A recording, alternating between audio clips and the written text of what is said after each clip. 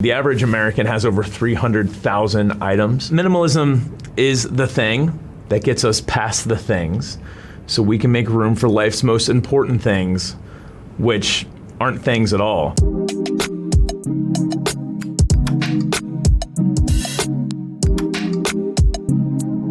We grew up really poor.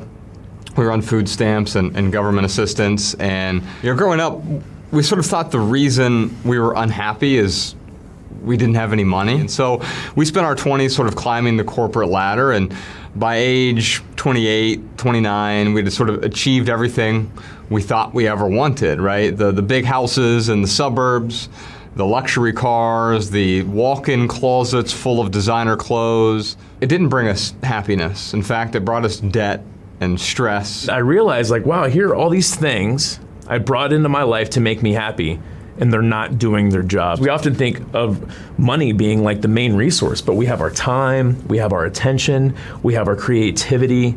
These are resources that everyone has access to. When someone thinks of minimalism, they think of crazy, stark white walls and living in a monastery with no possessions. But the truth is that some possessions add immense value to our lives, and we're not about deprivation. Too often we love our things, right? I can say I love my wife, and I do, but in the same sentence I could say I love my pickup truck. What I'm really saying there is I enjoy this pickup truck, but I love my wife deeply, and they're two different things. And yet when we use the same language, we start to get confused.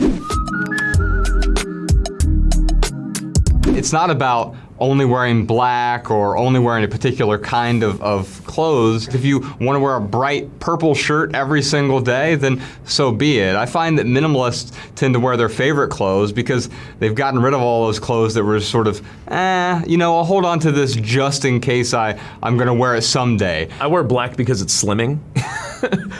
It's the thing that I feel like I look the best in. When we take that one decision away of what are we going to wear that day, it gives us more decision power for later in the day.